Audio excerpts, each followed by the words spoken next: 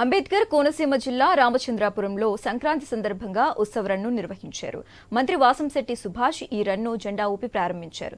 మైదానంలో పల్లె వాతావరణం ప్రతిబింబించేలా ఏర్పాట్లు చేశారు.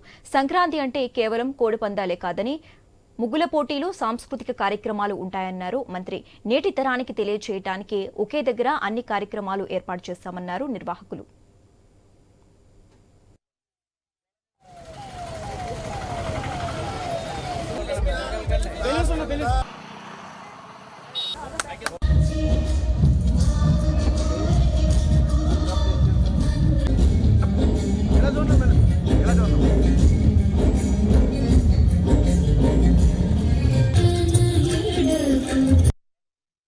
నూతన సంవత్సర సంక్రాంతి శుభాకాంక్షలు.